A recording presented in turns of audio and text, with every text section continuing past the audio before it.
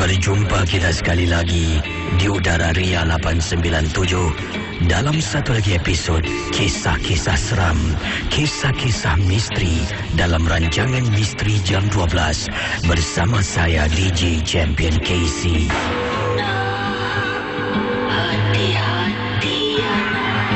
Saudara, sebelum kita mulakan dengan kisah-kisah pada tengah malam ini, di sini Kisi ingin mengingatkan anda semua, janganlah mudah kita percaya kita terikut-ikut dengan apa yang diketengahkan dalam rancangan Misteri Jam 12. Ingatlah, setiap kisah harus kita anggap sebagai satu hiburan sahaja. Anggaplah mendengar MJ12 ibarat anda menonton filem-filem seram. Misteri Jam 12 hanya satu hiburan. Sekiranya kalau anda mempunyai pengalaman misteri, anda boleh hubungi saya di 669111897. Anda juga boleh kirimkan SMS anda kepada saya dengan kodnya kelab KLUB, jarak, nama anda, kisah misteri anda dan hantarkan ke talian 72346. Ingat, sekali lagi, Misteri Jam 12 hanya satu hiburan saja. Kalau anda rasa takut, matikan radio anda. Teman-teman Ria 897, berikut ini adalah kisah yang pertama dari kiriman email yang akan saya ketengahkan untuk anda semua. Pengalaman yang tak dapat dilupakan dari Sam, berkongsi peristiwa yang menakutkan ini.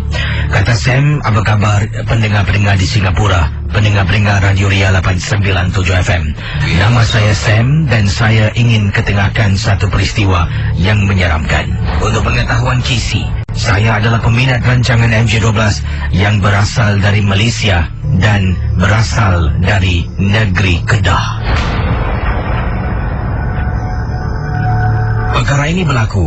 Perkara yang menyeramkan ini berlaku apabila saya telah pun menerima satu parcel dari orang yang tidak ingin dikenali, anonymous. Saya terima parcel tersebut sekitar waktu asar. Parcel itu ataupun kotak yang dihantarkan oleh seorang pegawai pos ke rumah saya di Kedah. Dan Kisi, mungkin parcel ataupun kotak yang saya terima yang telah pun ditutup rapi adalah milik Abah ataupun Umi saya. Abah dengan Umi saya tidak ada di rumah. Mereka sebenarnya berada di Singapura menghadiri satu majlis persandingan. Saya tidak dapat ikut mereka kerana saya tidak dapat cuti daripada tempat saya bertugas. Jadi lebih kurang selama seminggu Abah dan Umi saya berada di Singapura, dan selama seminggu itulah kotak yang dimaksudkan saya simpan dalam rumah. Saya menerima kotak tersebut, kemudian saya tanda tangan, saya angkat kotak itu dengan tidak berfikir panjang. Saya ambil kotak yang dimaksudkan itu dan letakkan di dalam bilik saya di atas almari. Para pendengar Ria 897, kata Sam, pada malam yang pertama sedang saya tidur, saya terjaga sekitar pukul 1 lebih pagi. Ini kerana bilik saya terlampau sejuk. Hairan, saya tidak buka kipas. Kipas saya dimatikan. Tetapi kesejukan yang saya rasakan ini seolah-olah hujan lebat dan saya berada dalam bilik yang ada aircon, kata Sam, ataupun bilik yang ada alat pendingin hawa. Jadi bayangkan para pendengar, begitu sejuknya keadaan dalam bilik Sam, dan dia terbangun, terjaga dari tidurnya. Bila dia bangun, dia cuba tutup tingkap untuk mengurangkan rasa sejuk. Tapi kesejukan yang dirasakan oleh Sam memang tetap sama, tidak berubah. Kata Sam, saya cuba lelapkan mata dan hairan bila saya baca Bismillah. Kemudian adalah doa yang saya teruskan. Kata Sam, keadaan bilik yang sejuk berkurangan sedikit demi sedikit. Itu malam yang pertama. Malam yang kedua, Kisi, saya terjaga waktu yang sama. Kali ini bilik saya, Kisi, bau pacai yang teramat sangat. Dan Kisi, selanjutnya gangguan yang paling dahsyat yang menghantui saya, kata Sam, apabila saya tersadar di waktu malam. Saya nak ke tandas. Rumah saya, tandas terletak di belakang. Jadi saya keluar dari bilik saya menuju ke arah tandas, kemudian nak lepaskan hajat besar kerana terlampau sakit perut. Setibanya di tandas, saya selesaikan hajat saya keluar dari tandas, kembali ke bilik, berdiri depan pintu bilik. Apa yang saya nampak, Kisi? Para pendengar Ria 897 FM, apa yang Sam ceritakan dalam kiriman email di hadapan saya ni, dia mengatakan dia ternampak di atas almari ada seorang perempuan ataupun Cik Kak sedang duduk menyangkung. Bila saya nampak, saya berhenti, kemudian saya jalan keluar dari bilik tersebut, tidur di bilik sebelah. Keesokan harinya, saya teringat akan kotak yang ada di atas almari. Nak tak nak saya ambil kotak tersebut tanpa menunggu ibu ataupun tanpa menunggu umi ataupun abah saya pulang. Kata Sam, saya membuka kotak tersebut. Apabila saya buka, di dalamnya alangkah terperanjatnya, Kisi. Kisi nak tahu tak, dalam kotak yang berat saya angkat itu ada batu nisan dengan nama si mati. Apabila saya nampak benda itu, dengan segera saya mengangkat batu nisan tersebut dan buang batu nisan itu di tepi sungai berdekatan dengan rumah saya. Itulah pengalaman saya yang pertama. Tolong tegakkan terima kasih dari Sam di negeri Kedah. Saudara pendengar Ria 897, awal tadi yang anda dengar telah pun saya putarkan sedutan yang pernah saya ceritakan beberapa bulan, mungkin agak lama dahulu. Saya pernah ketengahkan kisah itu. Saya menerima sepucuk surat, bukan kiriman email, tapi sepucuk surat daripada seorang pengirim. Beliau mengirimkan pada saya, bila saya membaca, menderas kisah ini, akan serupa jalan cerita dengan kisah yang dikirimkan lebih kurang beberapa bulan yang lalu. Pengalaman tentang menerima hadiah batu nisan. Tapi yang ini, kali ini adalah sesuatu serupa tetapi tidak begitu sama. Pendengar Ria 897, apakah kisah yang saya maksudkan? Sehinggakan saya mencari audio lebih kurang setahun yang lalu untuk anda dengar. Jadi anda dah dengar kisah tadi, merupakan kisah yang pernah saya ceritakan, yang dirakamkan oleh rakan kita Sky MJ12 melalui saluran YouTube beliau. Terima kasih pada Sky MJ12. Dan saya akan sentuh satu kiriman email yang ada, bukan email tapi surat yang ada di tangan saya. Saya akan bacakan kisah ini.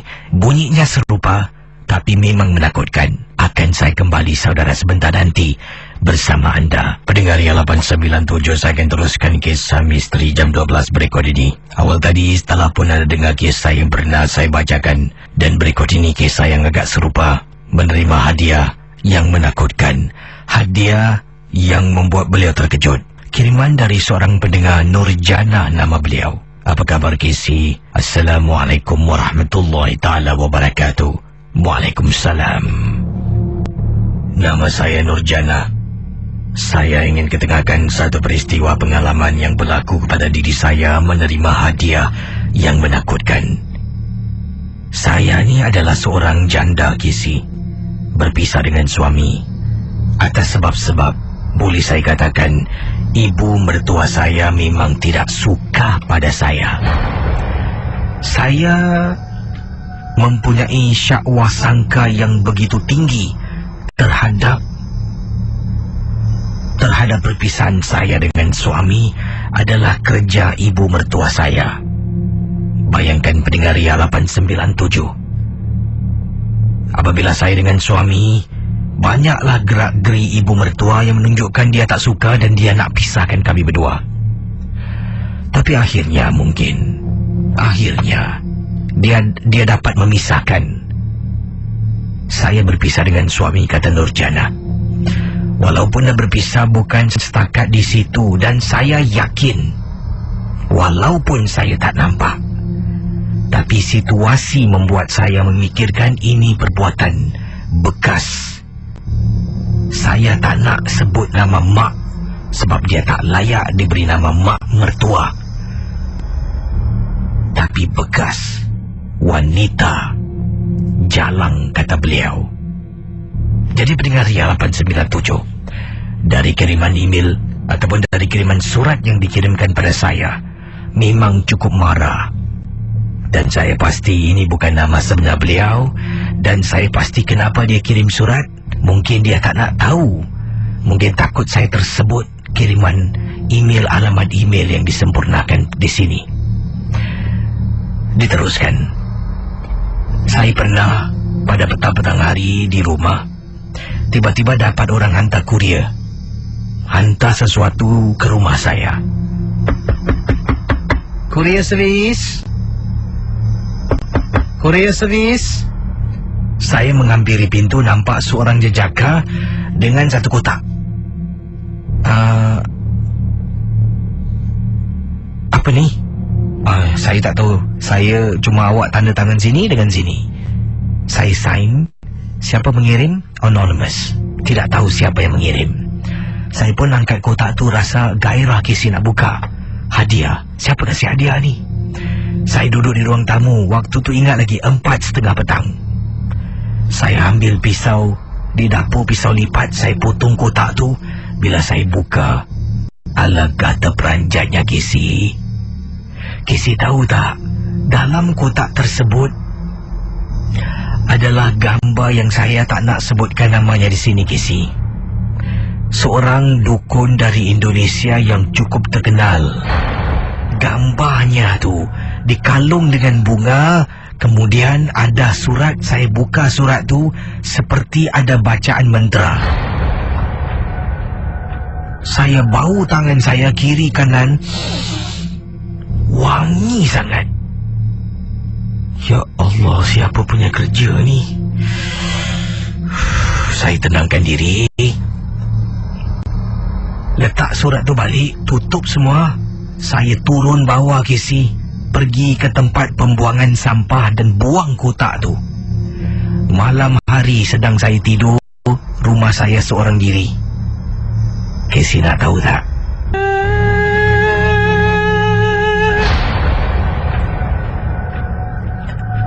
Saya dengar suara perempuan seperti sedang mendayu-dayu, menyanyikan sesuatu. Dari bilik tak nampak. Tengok ruang tamu kosong, tak ada orang. Ruang tamu saya gelap. Saya keluar tengok dapur. Sampaikan saya jenguk luar tingkap, tak ada orang. Tapi suara tersebut masih kedengaran. Bukanlah kedengaran jelas seperti kita tonton TV. Tidak. Tapi dapat dengar Casey. Dan saya yakin yang menghantar hadiah tersebut bekas wanita. Tak nak sebutkan lagi lah. Sekali sudahlah cukup ya. Jadi Casey, gangguan ini berterusan dalam rumah saya. Betul Casey, gangguan ini berterusan. Saya dapat bantuan seorang pakar. Pakar ini datang dan tanya bila saya ceritakan masalah. Sebab kenapa saya buka hadiah tu. Saya kata saya mana tahu. Jadi sekarang dalam rumah dengar suara saja. Suara mendayu-dayu. Dan saya takut. Sebab selepas dengar suara, mungkin dia akan menjelma. Saya tak tahu. Setakat ini belum nampak apa-apa. Tapi malam-malam hari, dengar orang bertapak dalam rumah. Malam-malam hari, Casey dengar pinggan mangkuk saya orang alihkan. Bila bangun pagi, kadang-kadang nampak Casey tempat taruh pinggan saya sengit. Rakan pendengar Ria 897. Sebenarnya kiriman jannah ni agak panjang. Tapi saya tak nak sentuh lebih jauh lagi. Sebab saya takut mungkin kisah ini benar tidak. Saya tidak pasti. Tapi kalau saya lebihkan kisahnya, takut orang yang disebutkan tu mungkin sedang mendengar. Dan dia mungkin tahu ini adalah kisah yang diceritakan berkaitan beliau. Mungkin Nurjannah akan dalam keadaan lebih teruk lagi. Setakat di sini saja saya dapat dengarkan. Terima kasih Nurjannah atas keselamatan anda. Saya tidak boleh teruskan pengalaman anda. Selamat tengah malam, kita kembali selepas ini. Sekejap lagi ada kisah dari seorang pelajar sekolah rendah Namanya adik mana ni? Mas Ayu, adik Mas Ayu yang berusia 11 tahun, darjah 5 lah kalau di Singapura ni, 11 tahun, ketengahkan pengalaman yang menakutkan. Dan saya rasa mungkin pengalaman adik Mas Ayu ni adalah sesuatu yang mungkin benar-benar berlaku dalam hidupnya. Apapun, Misteri Jam 12 hanya satu hiburan. Awal tadi kepada Nur Janah, terima kasih kisah anda saya tak dapat baca teruskan kisah sebab ialah atas sebab-sebab tertentulah. Yang ini kiriman daripada Uncle Sam, kata, apa khabar Gizi? Khabar baik. Uncle Sam ni seorang pemandu truk dan kita ni yang memandu truk, khususnya lori-lori besar ni, kenderaan kami tidak boleh diletakkan sembarangan. Pastinya semua tahu ada tempat-tempat lah khas khusus untuk parking lori-lori seperti trailer dan truk-truk besar. Jadi ini berlaku di salah sebuah tempat letak lori di kawasan mana tu ini diceritakanlah di kawasan Tampines. Ketika Uncle Sam bertugas ni balik agak lewat malam, sekitar pukul 12 lebih tengah malam. Jadi sambil tu mendengar rancangan KCM G12. Jadi bila dah sampai rumah, lazimnya Uncle Sam akan terus hidupkan MP3 lah, akan dengar daripada telefon bimbit, sumbat telinga ni dengan earpiece, kemudian akan terus pergi ke motosikal, akan menunggang motosikal untuk pulang ke rumah. Jadi oleh kerana kisah yang Casey sedang ceritakan waktu itu adalah kisah yang cukup menarik. Jadi bila dengar pakai earphone dengan dengar dalam sound system dalam lori ni lain. Sebab dalam lori ni Uncle Sam dah modified sikit, sound dia lebih lah sedap. Jadi oleh kerana itu tak jadilah. Bila dah sampai ni, dah letakkan lori dekat kawasan heavy vehicle parking, kata Uncle Sam, baru nak keluar nak matikan enjin ni, alamak, cerita best. Jadi katanya Uncle tak jadi nak keluar, masih duduk lagi dalam truk Uncle Sam yang diletakkan di salah sebuah kawasan heavy vehicle parking di Tampines. Sedang duduk dengar ni, Casey sedang ceritakan ni, tiba-tiba dengar orang beri salam, tapi suara perempuan. Assalamualaikum. Secara tidak langsung Uncle menjawab, Waalaikumsalam. Selepas menjawab, Uncle tersentak Casey. Astaghfirullahalazim, asal aku pergi jawab pula. Dah Casey meremang bulu rumah.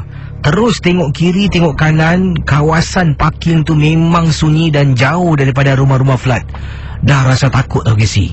Casey pula ceritakan waktu itu tentang seorang pemandu teksi. Jadi Uncle Sam ada memandu truk, iaitu trailer besar lah. Jadi apa yang berlaku dekat trailer ni, kalau Casey mungkin belum pernah naik trailer, kata Uncle Sam, bahagian depan ni lebih kurang 3-4 orang boleh duduk memanjang. Jadi ada tempat pemandu dan ada lebih kurang 2 lagi tempat kosong lah. Jadi di belakang ni, belakang lori, betul-betul tempat duduk driver belakangnya ni, ada satu lagi ruang. Lazimnya orang akan letak barang, ataupun boleh orang yang lagi duduk boleh baring dan sebagainya. Uncle Sam gunakan tempat tu untuk berehat lah. Ada bantal, baring kalau penat. Jadi sedang duduk ni, dengar orang beri salam, Uncle jawab. Casey pula dengar ketengahkan cerita yang seram. Tiba-tiba Casey bayangkan dalam masa yang sama dengan Ria 897, orang dah beri salam ni. Dekat belakang Casey, langsi di belakang ni ada tutup dengan langsi. Langsi tu macam ada bergerak tau, seperti ada orang silak-silak di belakang. Ya Allah, Casey berderau darah ni. Tak berani toleh belakang, matikan enjin, turun bawah, tutup pintu, kunci, naik motosikal dan terus pulang ke rumah Casey. Itulah pengalaman Uncle Sam. Nasib baiklah tak nampak apa-apa, cuma rasakan sesuatu yang tak sedap hati dan kedengaran seperti ada seorang gadis beri salam dalam lori. Terima kasih dan selamat tengah malam Casey.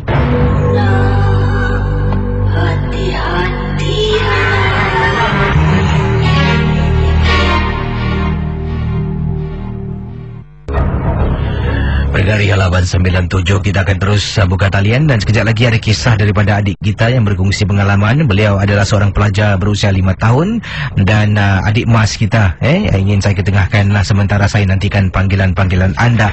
Kata adik mas dalam kiriman email, katanya di sini, apa khabar Uncle Casey, Uncle Panggillah Cik Casey ke, boleh jugalah.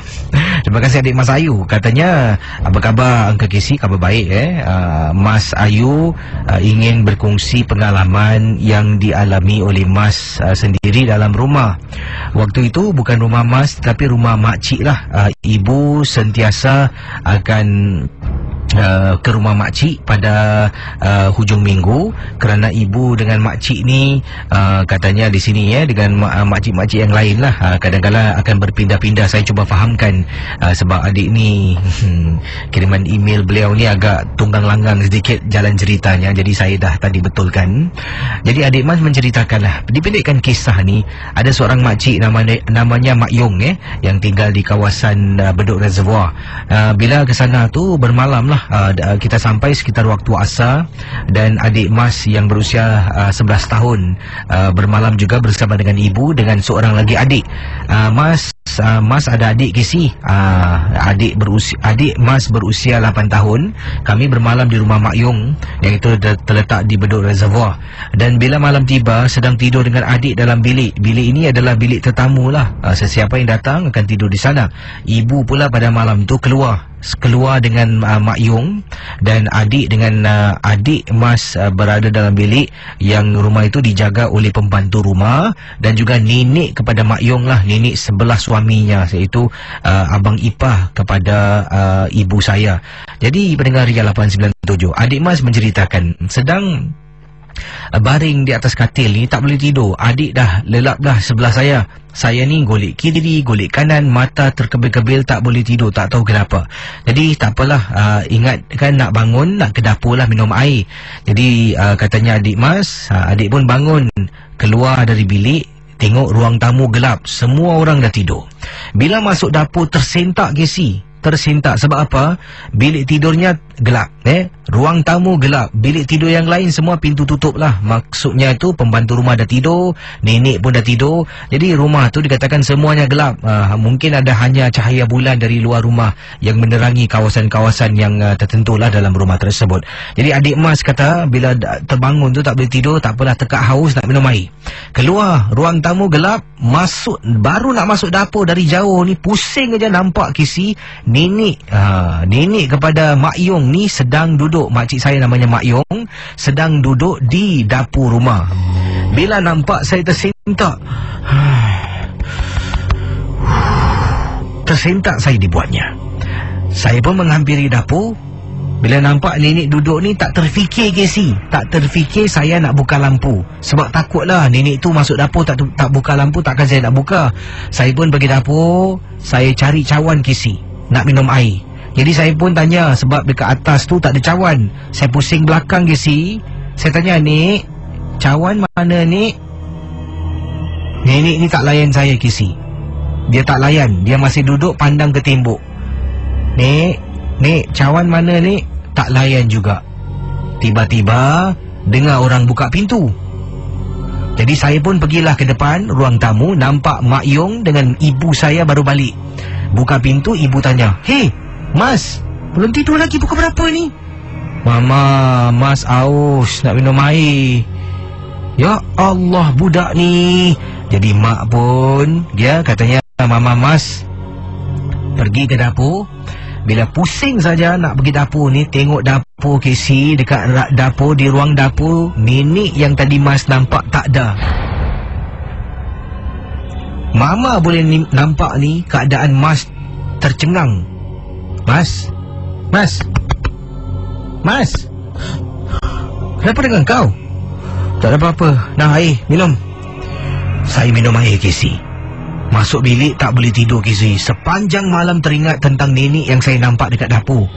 Memang jelas, memang takut. Itulah pengalaman saya. Terima kasih Abang Casey, terima kasih Uncle Casey, dan juga pendengar Ria 897. Kalau kisah saya tak seram, saya minta maaf. Selamat tengah malam.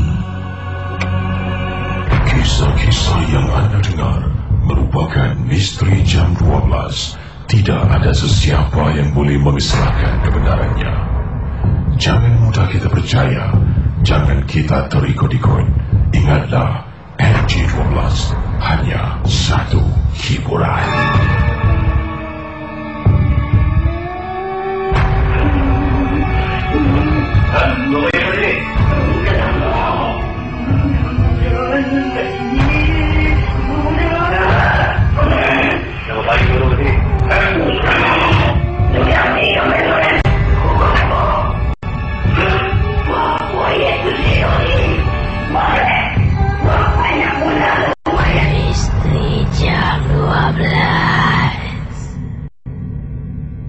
Okey, saudara boleh hubungi saya 669118997.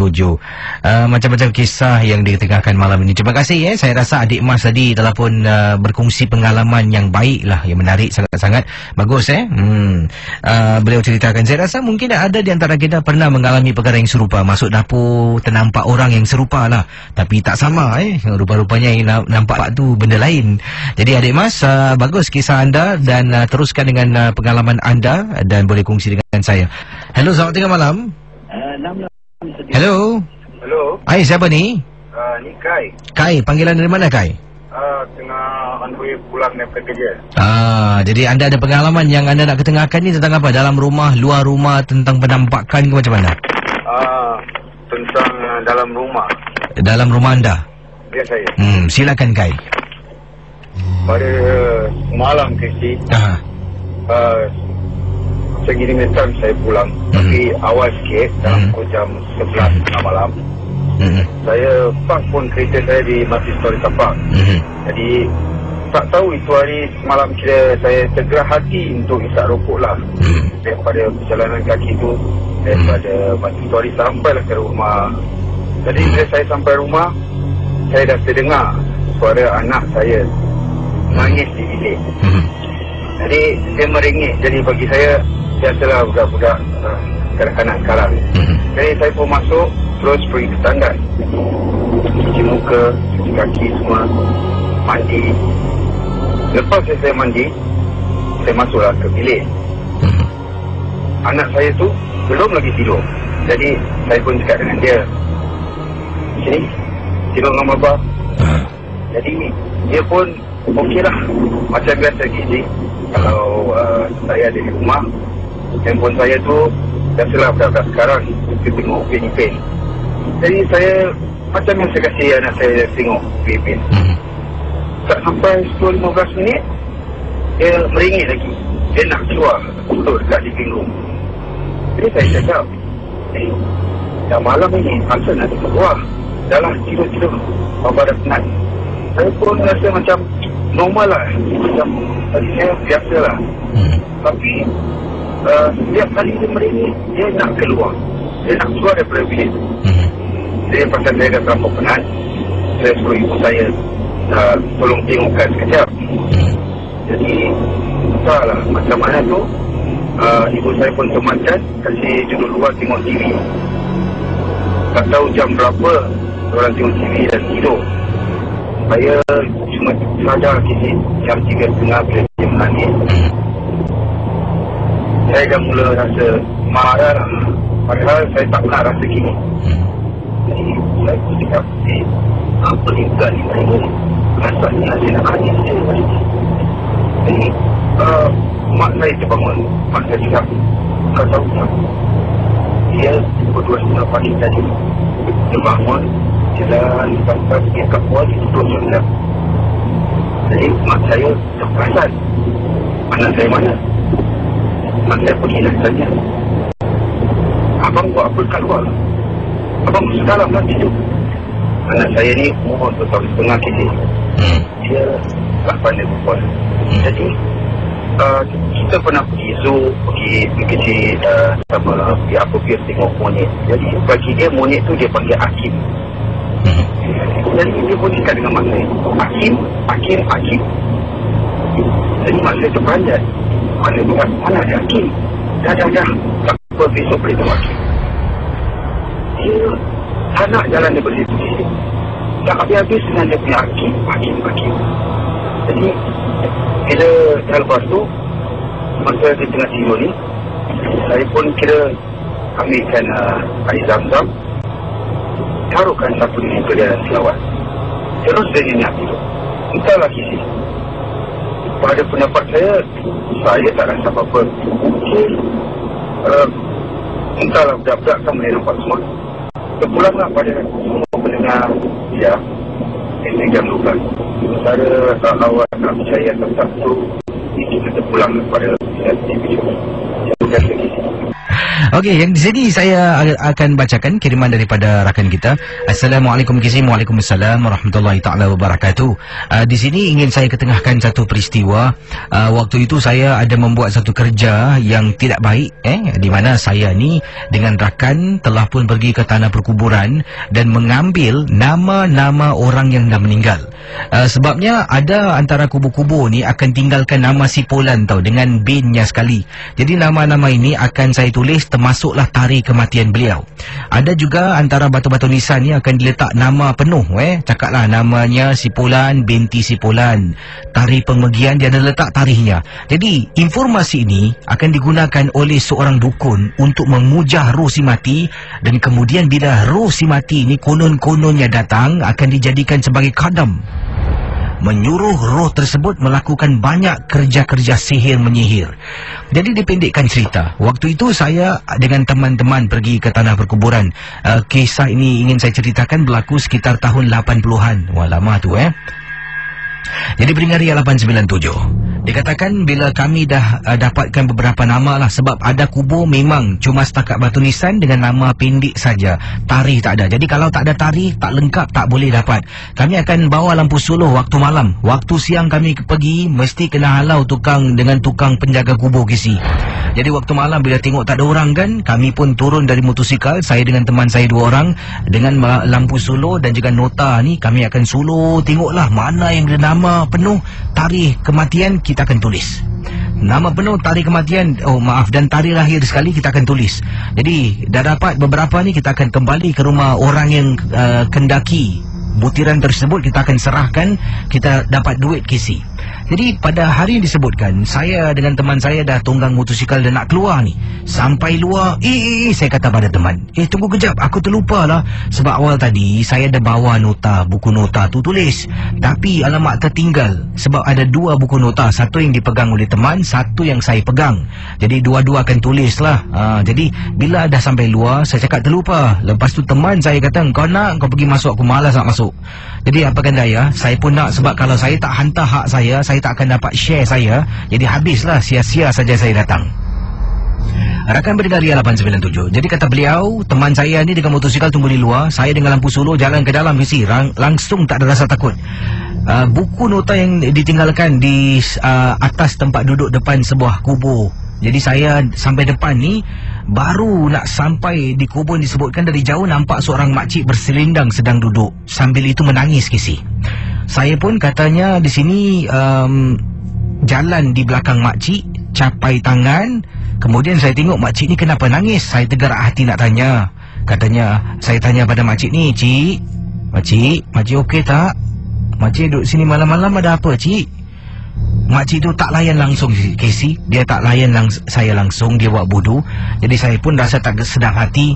Saya pun dengan segeralah jalan, nunggang motosikal dan pergi rumah orang tersebut dan serahkan informasi itu, kata beliau. Dan kemudian saya dapatlah ganjaran, duit lah yang diserahkan pada saya. Happy Casey. Lepas tu saya dengan kawan saya, kita pergi joli lah Kisi. Maaf cakap Kisi, dulu ni saya tidak begitu sihat lah. Dengan duit tu kami pun pergi minum. Setelah dah sukaria satu malam, balik rumah tidur, saya mimpi makcik yang sama di tanah perkuburan menjelma dalam tidur saya. Dalam situasi yang sama, makcik tu menangis Kisi. Jadi akhirnya saya dah tak dapat tahan sebab mimpi yang sama berulang kali. Untuk lebih kurang 2 minggu, 3 kali saya mimpi makcik yang sama dalam tidur saya.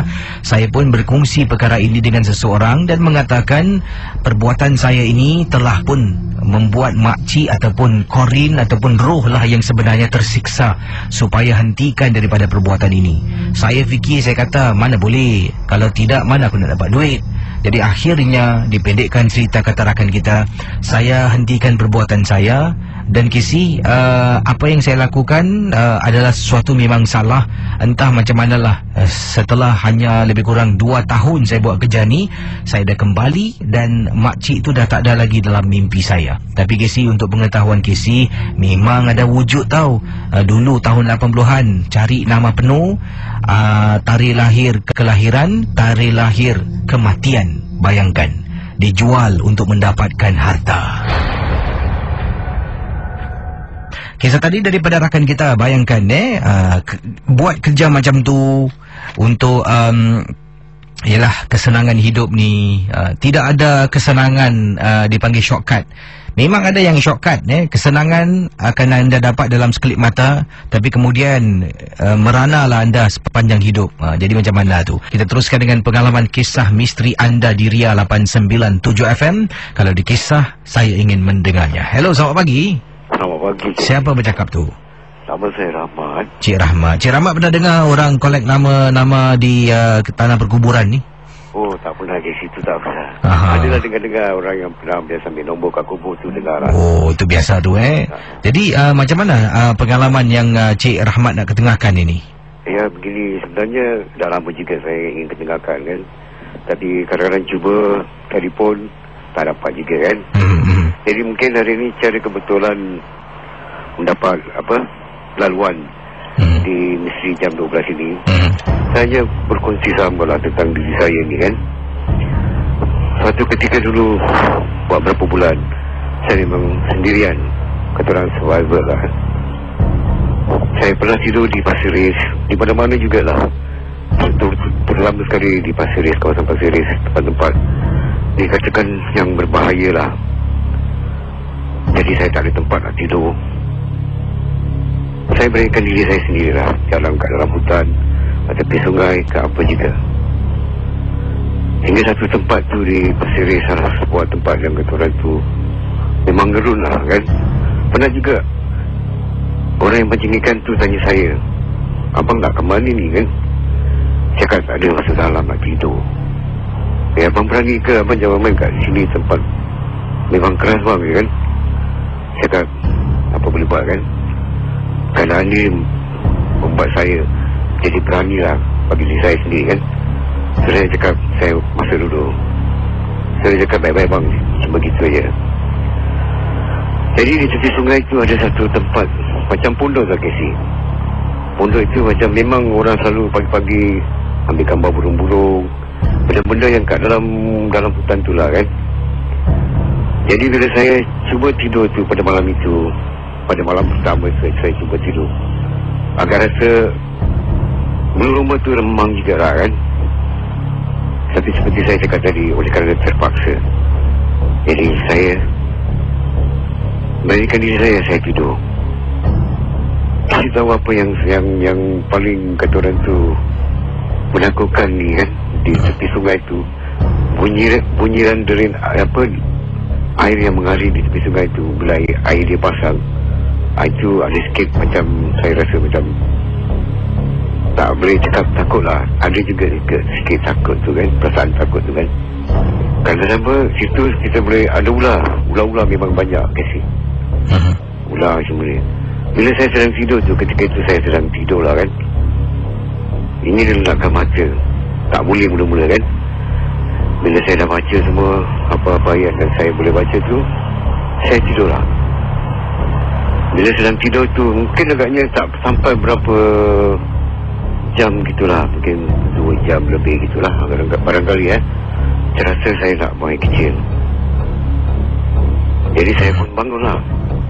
Bila saya bangun, saya macam saya tak percaya pada diri saya sendiri yang bahawasanya saya ni berani tidur di tepi sungai ini yang kata orang sangat berbahaya kan. Tapi saya sedar selepas saya buang air kecil tu, saya tidur balik kasi tahu apa yang saya dapat merasakan ketika itu adalah burung bangau. Tahu tak kasi burung bangau? Berlambak kasi, berlambak atas pokok, bunyi macam-macam bunyi, macam-macam bunyi lah. Suara macam benda kapun pun ada kan. Jadi saya terus tak dapat tidur kasi. Saya dapat tidur sampailah pukul 4 lebih tu. Tak tahu saya tertidur sendiri. Sadar, tak tahu dah dekat pukul, barangkali dah terang lah. Saya pun tak tahu waktu tu 6 lebih ke, itulah kan. Itu yang pengalaman saya malam itu kan. Dan besoknya saya cuba lagi tidur sebelah dalam pula kasi. Kata orang tak tahulah apa kata orang kata tu, apa api-api apa dalam, begitulah tempat dia kan. Sebab dalam sekali ni dia macam ada jembatan. Saya masuk kat situ pula. Saya nampak ni kat dalam itu, yang saya masuk tu lebih kurang lah saya tengok saya punya telefon jam tu dalam pukul 3 lebih lah kan. Bila saya masuk dalam tu, saya perasan ada orang, yalah, macam couple kan. Tapi saya tak tahulah itu orang betul ke apa, saya tak tahu. Nampak dalam, tak banyak lah dalam sana couple sini couple kan. Jadi saya terfikir dalam diri saya sendiri, ada orang ke macam ni pagi-pagi ni couple ni kan. Jadi saya tak peduli lah, saya teruskan jalan saya lah kan, menuju ke tempat destinasi yang saya ingin cuba tidur kan. Jadi sampai kata orang, sepanjang masa tu saya tengok ada 2-3 orang lagi macam pancing, tak tahu lah pancing ketam ke ikan ke, saya tak tahu kan. Saya jalan, habis ada satu tempat tu saya tidur kat situ lah. Bila saya tidur, saya tengok sekitaran dalam tu kan, memang menakutkan Casey, memang menakutkan. Tapi apa boleh buat, sebenarnya mengerjakan survival saya kan. Okey Casey, cuma ini setakat di Pasir Ris lah. Seterusnya yang paling menjadi sejarah dalam hidup saya Casey adalah di Simei, di bawah jembatan. Saya tidur sana selama hampir dekat 2 minggu. Kenapa awak tidur bawah jembatan? Baiklah Casey, seperti saya katakan tadi kan, saya tiada tempat, tak ada tempat tinggal langsung. Saya survival Casey. Hidup saya memang terumbang-ambing lah kan. Nasib saya lah sendiri kan, mungkin saya yang buat kesilapan saya sendiri kan. Jadi akibatnya saya terima lah kan. Jadi Casey, untuk seterusnya saya yang sangat menyedihkan atau sangat menjadi kesan dalam hidup saya tu, bila saya tidur di bawah jembatan tu dekat hampir 2 minggu ke dalam gitulah Casey, kalau tak silap saya lah kan. Jadi dalam 2 hari tu saya berturut-turut dikacau Casey. Satu malam tu saya tidur, saya sadar saya nampak manusia, memang manusia, bentuk manusia lagi terupung saya Casey. Terupung saya tengok ni orang ke apa ke kan. Jadi saya sebenarnya tak rasa macam bimbang apa, takut ke apa, tak. Cuma saya tengok ini orang ke apa kan, kenapa dia terupung aku, mana boleh nampak malam pagi-pagi buta kan. Jadi saya nak pergi tempat dia. Bila saya nak pergi tempat dia Casey tahu dia terus lari kat semak-semak tau. Bila lari kat semak-semak, saya kejar Casey. Saya ambil batu, saya rejam, tak ada bunyi apa-apa pun. Sampai saya turun tempat yang dia berdiri tu, tempat yang dia terupung saya tu kan, saya try tengok tempat saya tidur tu, memang jauh Casey, tak akan nampak punya kan. Saya pun diam lah, saya pun tak tahulah, saya tidur balik. Besok hari ni juga Casey, saya tidur sama juga benda ini juga macam terhubung saya juga. Jadi saya turun lagi, pergi bawah, saya tanya dia, saya sambil cakap, kau siapa saya pekik tau, kau siapa kan, kalau kau manusia kau keluar lah, tapi kalau kau sebaliknya aku tak tahulah kan, kau nampakkanlah diri kau sejak gitu kan. Habis tak ada orang jauh, tak ada apa Casey, saya terus mengambil keputusan berdiri dari situ dan terus tak tidur kat situ lagi lah. Cuma cakap itulah Casey, yang pengalaman yang saya alami. Terima kasih, selamat malam. Terima kasih saudara, bagi anda yang sedang bersama dengan saya Casey dalam rancangan Misteri Jam 12.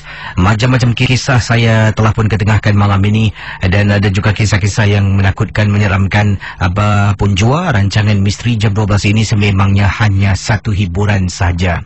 Apa khabar Casey? Khabar baik. Nama saya Juliana Isda. Saya ingin ketengahkan satu peristiwa. Di sini saya pernah bertanya kepada kakak ipar saya tentang dalam rumah ni kadang-kala saya rasalah macam ada sesuatu. Sebab beberapa kali kalau duduk di dalam bilik, pintu bilik saya terbuka, nanti akan nampak seperti ada orang lalu tau. Tapi tak pernah nampak orang tu, cuma rasa bila perasan dia macam orang tu dah lalu depan pintu. Jadi kadang-kala sedang menonton TV pun waktu petang-petang hari, rasa macam ada orang jalan di belakang saya lah. Dan selalunya saya seorang saja yang kena. Jadi apa yang berlaku, saya beritahu kakak ipar saya. Kakak ipar menyuruh saya memelihara ikan betuk. Dan ikan betuk tu harus diletak di ruang tamu. Kalau rumah tu ada gangguan, mungkin kehadiran makhluk-makhluk yang tak diundang, dikatakan di sini ikan betuk tu akan rasa gelisah, air akan berkocak. Jadi saya pun pada mulanya rasa macam tak nak pelihara ikan tersebut. Yalah, nanti tahu-tahu suami tanya apa nak jawab. Akhirnya kisi entahlah. Tiba-tiba suami saya boleh minat pula hobi nak pelihara ikan. Tapi bukan ikan betuk. Yang suami nak pelihara ni adalah ikan arwana. Ikan ini adalah pemberian daripada rakannya yang tak nak lagi jaga ikan tersebut. Jadi suami bawa pulang satu tank lah. Dan masa tu tank yang suami beli tu masih airnya tanknya belum lagi diisi ikan arwana, sebab temannya akan beri ikan tu lebih kurang lagi beberapa minggu lah. Jadi disuruh suami saya siapkan tank, sebab ikan arwana sensitif lah, air itu harus ditinggalkan semalaman dan sebagainya. Jadi sementara nampak suami pun dah minat, saya pun carilah ikan betuk kisi. Jumpa, saya beli, saya letak dalam tank. Suami marah, tapi saya kata tak bang, nak cuba pelihara ikan, tengok tak. Jadi suami makan alasan saya. Waktu malam sedang tidur, suami dalam bilik ni sedang tidur, saya pula sedang dengar MJ12, tiba-tiba air berkocak berkali-kali kisi. Saya bangun tengok ikan tu gelisah tau kisi. Kiri kanan, di lantai semua dah kecah air yang tumpah tu. Dan saya rasa kata kakak ipar saya memang benar, dalam rumah ada sesuatu. Jadi saya jumpa dengan seorang ustaz dekat Masjid Al-Istighfar, sebab rumah saya berdekatan dengan masjid tersebut. Jadi ustaz tu memberitahu saya, kalau boleh dalam rumah solat jangan lupa 5 waktu. Yang lain-lainnya kalau azan lebih baik lagi, dan kalau boleh mengaji. Jadi itulah dinasihatkan saya. Saya ni kata beliau nak mengaji memang tak expert, takut nanti bunyi-bunyi salah. Saya belilah CD surah-surah seperti yang dinasihatkan. Saya putarkan di ruang tamu setiap hari kisi. Lama-kelamaan saya perasan kisi ada perbezaan. Dalam rumah saya, kalau dulu walaupun saya buka tingkap, rumah saya nampak malap sangat. Walaupun tingkap dah dibuka, lampu dihidupkan, malap. Tapi kali ini rumah saya setelah lebih kurang seminggu lebih saya putarkan CD surah-surah suci dan sebagainya, rumah saya kelihatan macam terang. Walaupun lampu tak dibuka, hanya harapkan tingkap dan cahaya matahari sudah mencukupi. Dan ustaz itu juga menasihatkan saya, selepas subuh ada baiknya jangan tidur. Selepas subuh buatlah kerja rumah, buka pintu, kasihlah malaikat-malaikat masuk ke dalam rumah kita. Jadi itulah yang saya lakukan, dan mungkin tips saya yang saya dapat daripada seorang ustaz dari Masjid Al-Istighfar dapat membantu pendengar-pendengar yang lain. Terima kasih dan selamat tengah malam GC. Baik, itu dia kisah daripada kakak yang berkongsi. Jadi bayangkan. Baik, pendengar dia 897. Dah pukul 2 pagi. Saya pun nak tutup tirai nampaknya. Tapi bolehlah saya dapatkan mungkin seorang lagi pemanggil lah. Last call.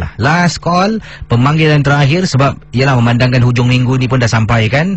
Jadi nanti tak ada MJ12 untuk 2 hari. Sedih pula. Kita mungkin ada, kalau nak cerita pemanggilan terakhir, tolonglah tolong matikan radio di belakang dan cerita dengan jelas. Okey. Hello, selamat pagi. Halo Kesi, apa kabar Ren? Assalamualaikum. Waalaikumsalam. Ya, Pak Raden, ada kronik Kesi. Ya, silakan Pak Raden. Ini Pak Raden nak cerita Kesi. Kesi percaya tak dalam dunia asmara dana, dalam dunia misteri, banyak cinta Kesi. Tapi itu pasal Pak Raden cakap, ini terserah kepada hati manusia. Sedangkan anak pantai lagi berubah, ini kan pula hati manusia. Tapi kadang-kala hati manusia tu bukan berubah kerana nak berubah atau ada orang ketiga. Tapi ini dipanggil Kesi. Pak Din settle satu kronik kes seorang lover yang hidupnya dulu Kesi, dia seorang playgirl. Ini mak cakap Kesi, kronik kes selalu pasal perempuan dalam misteri. Kadang-kadang wanita Pak Din cakap, walaupun dunia playboy playgirl ni Kesi adalah nafsu-nafsi manusia, ada juga laki-laki yang digelar playboy suka mempermainkan wanita dengan ayat-ayat power diorang, dialog-dialog yang menggoda-goda. Dan ada juga wanita juga yang suka juga memancing laki-laki untuk meretak jiwa mereka hanya sekadar untuk merasa ego yang aku ni one of the best woman in the world, that a lot of guys fall for me. Jadi apa yang nak terjadi Kesi, di antara perkara yang dia dah lakukan ini adalah satu, ini Pak Ni cakap dia tak berat perkara maksiat, tapi satu yang terjadi Kesi Itu pasal Casey, satu orang kau bikin lepas, 10 orang kita bikin lepas. Antara berbelas tu, salah satu kita ibarat sepada pandai tupai melompat, jatuh ke tangan juga, tertanah juga. One who create a trap, kadang-kadang manusia ni terupa, dia main perangkap, terperangkap dengan perangkapnya sendiri. Jadi apa nak bikin Casey, Pak dan cerita ikhlas ya Casey, dia telah antara wanita laki-laki yang dia menjiwa ini, ada seorang pemuda yang truly ikhlas, cinta sejati lillahi ta'ala, mencintai jiwa dia, hatinya dengan sepenuh-penuh perasaan Casey. Dan akhirnya dia ingat seperti di puani Casey, tahu tak, itu pasal kalau cakap boleh makan, boleh sebarang makan. Kalau nak cakap jangan sebarang cakap. Think before you talk, berhati-hati. Kadang-kadang ada juga manusia ni Casey, ada juga kadang-kadang cinta, walaupun zaman sekarang kita zaman dunia material superficial, tapi wujud juga cinta sejati, wujud juga just true exist love dalam dunia ni.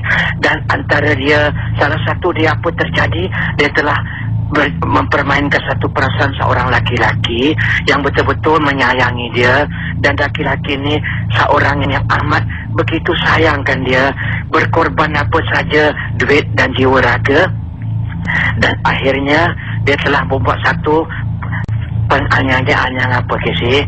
Dia akhirnya kerana laki-laki ni terlampau sangat, orang Jawa bilang mengoyok tak apa tahu, terlampau sangat terheke-heke, terlampau sangat ekstrim love dengan dia, dan cakap, darling, boleh tak mana pergi nak ikut, mana pergi nak ikut. Sekali akhirnya dia tunjukkan hati belang sebenar jiwa dia. Dia cakap terus terang, aku sebenarnya tak gilakan kau, I got nothing to you, sebenarnya aku mempermainkan kau, aku cuma nak duit kau, dan aku tidak ada perasaan dengan kau. I got many guys, actually I just treat you as my friend. Tapi guy ni cakap apa Casey, kalau kau treat dengan aku dengan guy, kenapa kau sanggup mengeluarkan air mata, kenapa kau sanggup menangis sampai gini? Itu pasal Casey, ada juga, padahal jangan condemn perempuan tidak, tapi be careful guys, ada juga wanita yang dipanggil crocodile tears, the smiling tears behind of a lady. Because why?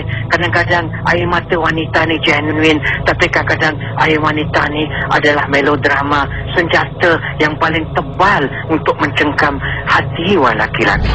Tapi apa nak bikin dalam keadaan ini, Pak Din cut short Pak, dalam cerita ni laki-laki ni telah pun mempunyai tekanan jiwa yang teramat sangat Casey, dan dia telah dalam keadaan ini paling kronik. Kadang-kadang Pak Din pun heran, kenapa Pak Din masuk dalam fatal love, dead do them apart, dan this guy not what happened Casey.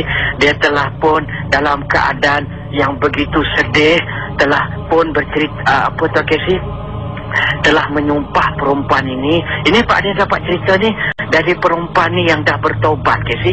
Apa terjadi, laki-laki ni cakap, I curse over you for hurting my feelings and whatever it is, sampai bila pun kau takkan selamat dunia akhirat. Siapa lelaki yang kau kahwin, kau takkan kekal, dan pecahlah, dan kau akan, laki-laki itu akan membenci kau dan akan teraniaya. Itu pasal Casey, satu perasaan kita, janganlah mempermain perasaan orang, sebab kadang-kadang ada juga laki-laki atau wanita yang memang wujud hatinya setia terhadap orang yang dia sayang Casey. Dan potong cerita, apa terjadi Casey dalam keadaan tu, dan laki-laki tu kerana dia Casey, laki-laki tu telah jadi sakit jiwa yang teramat sangat. Dia telah jadi penyakit yang dipanggil apa tahu, chronic anxiety of the mental depression. Dan sekarang dia dah diwardedkan, dimasuk hospital gila. Dalam keadaan hospital gila, sebab dia tak berobat di sini, dia masuk di hospital gila daerah seberang, dan dia telah kembali ke keramatullah. Selalu Pak Din punya chronic case, dia end up in dead because of true love. Dan akhir terjadi, Pak Din cerita motif Pak Din, wanita ni dalam keadaan dia telah dapat jatuh hati. Tengok dalam dia mempermainkan hati seorang lelaki, satu lelaki, dia pula jatuh cinta dan gila dengan seorang laki-laki. Dan kali ni kasi tahu apa tak, a tit for tat. Laki-laki yang dia cinta, yang dia cuba nak cinta, telah meninggalkan dia dan telah pun menganiaya hidup dia dan tak nak kahwin dengan dia. Dan dia pula mempunyai semangat terjadi apa yang telah dia menganiayai laki-laki yang dia buat. Dan akhirnya Casey, apa terjadi? Rupanya Casey, Pak Den cakap dia bukan di black magic, tapi she's been haunted by the sinful thing that she been do, hurting people feelings. Kadang-kadang jangan marah. Kalau kita tak mencintai orang, jangan menganiaya perasaan orang. Why must you play feelings with somebody that you don't love? Menganiaya perasaan orang kan satu dosa. Kau menjiwai perasaan orang, orang jatuh cinta dengan kau dan kau betray perasaan orang. Memang menganiaya perasaan orang dalam memberi harapan kasih sayang amat zalim kalau kau tidak menghargakannya. Dan orang menyumpahkan kau, satu sumpah tak kena, dua sumpah tak kena, di antara 10 sumpah tu akan masuk juga sumpahan tu. Dan akhirnya Casey, perempuan ni telah kena sumpahan cinta kerana perbuatan diri sendiri. Dan salah satu daripada orang yang sumpahan tu, cinta dia telah menyeksa hidup dia dan rohani dia telah terseksa dan telah jadilah penyakit zahir batin. Naluri dia terkena sumpahan cinta memainkan perasaan orang. That's why you can cheat human being, but you cannot cheat God. Dan takdir Allah Ta'ala kalau datang, tapi syukur Alhamdulillah bila dia kena nasib baik Casey, dia kena dalam keadaan dia cuma hampir sakit jiwa. Cuma dia cakap apa Casey dengan Pak Raden, Pak Raden, saya banyak mempermainkan perasaan orang. Mungkin ini hukum karma dan mungkin ini antara hukum balasan. Saya reda Pak Raden, tapi tolong Pak Raden, bantulah saya satu. Kalau mintalah Pak Raden, dia suruh Pak Raden doakan pada Allah Ta'ala, please pray for my happiness. Dan cuma Pak Raden bantulah saya dalam satu saja. Saya ada penyakit tekanan jiwa yang teramat sangat, dan setiap laki-laki yang saya mempermainkan datang dalam mimpi dia dan setiap kali menyeksa hidup dia dengan titisan air mata, dengan sedih maki hamun dia, dan dia dapat sleepless night. Jadi kerana dia menganiaya perasaan orang yang teramat sangat, dia telah kena sumpahan. Ini dipanggil apa tak Casey? Itu pasal anak-anak dara mana-mana atau orang bujang sekalipun, janganlah mempermainan. Don't hurt people feeling. Janganlah mempermainkan perasaan orang. Kalau tak suka orang, janganlah melodrama dengan kata-kata sakti yang seolah-olah kau mencintai orang. Kalau orang tu dah cinta, kalau perasaan orang tu dah suka, it's bad. Jangan mempermainkan cinta dan perasaan hati orang, tak baik. Kesian anak orang. Tak apa jadi kalau emosi dia tu memang emosi yang begitu setia kepada kata-kata perasaan cinta, dan terjadi. Dan akhirnya dia sleepless dan dia ada penyakit hampir sakit jiwa, chronic anxiety plus mental depression plus apa tak Casey, penyakit amnesia, tak boleh tidur. Dan dia cakap, Pak Raden, saya tak nak bertobat Pak Den. Cuma Pak Den jumpa dengan dia, Pak Den cakap satu saja, kau bertobatlah kerana Allah. Pak Den tak boleh tolong kau, hanya kau yang boleh membantu diri kau melalui minta ampun Allah Ta'ala. Tapi Pak Den boleh hapuskan satu aja haunted dream kau yang kau bikin ni dengan satu ilmiah yang baik. Tapi janjilah don't ever play. Jadi janganlah mempermainkan perempuan, perasaan hati seorang lelaki. Ini human being. Kalau kita mempermainkan hati orang Casey, kadang-kadang sumpahan bukan orang tu menyumpah Casey. Perasaan hati manusia ni ada satu yang dipanggil apa tau? Rohani dia terseksa. When the soul is hurt, the soul will curse something that is being hurt. Rohani dia tu menyumpah orang yang menyiksa perasaan dia. Sebab perasaan dan rohani dan tak dapat dipisah. Itu pasal apabila kita ada perasaan teramat sangat dengan orang yang kita sayang, kita menyiksa perasaan orang, soul kita tercecas. Sebab perasaan is part of the soul. Perasaan adalah sebahagian daripada rohani dalaman kita yang menghidupkan kita, sebahagian daripada zahir batin kita. Dan apabila soul kita menyumpah, kadang-kadang dia menyumpah, dia merayu, kadang-kadang datanglah hukuman, terkenalah orang yang menyanyiakan perasaan kita. Jangan menyayai. Kalau kita menyeksa perasaan soul orang, kita menyeksa dalaman rohani orang, kesian. Tapi Pak Raden suruh dia bertaubat nasuha, dan Pak Raden cakap, baik Pak Raden buatkan satu ilmiah air yang baik, Pak Den memberi satu, ialah Pak Den tak nak sebut cara-cara dia, cuma Pak Den menggunakan doa kalamullah yang baik. Mudah-mudahan, sebab apa? Allah yang Ghafur Rahim, Allah Maha Pengampun, Maha Penyayang. Jadi Pak Den cakap, kau try lah cara berdoa dengan cara dia minta ampun pada Allah. Dan cara Pak Radin hanya ikhtiar, don't trust me. Pak Den cakap, jangan percaya Pak Radin, percaya pada Allah. I'm just helping you as a human being. Tapi percayalah pada keikhlasan Pak Radin, dan insya-Allah kita sama-sama mudah-mudahan keikhlasan Pak Radin, kau percaya Pak Radin ikhlas, mudah-mudahan Allah merestui kita punya berbantuan yang kita nak. Allah is merciful, the most gracious, merciful. Jadi dia akan mengampuni kalau hamba dia tu nak bertobat. Dan dia really bertobat dengan gini. Akhirnya Kesif, Pak dia berita baik, dia dah tak jadi glamour girl, dan dia dah mula nak pakai tudung, dan dia mula nak mengenal masjid dan pergi dengan syarat agama. Sometimes she called in touch with me.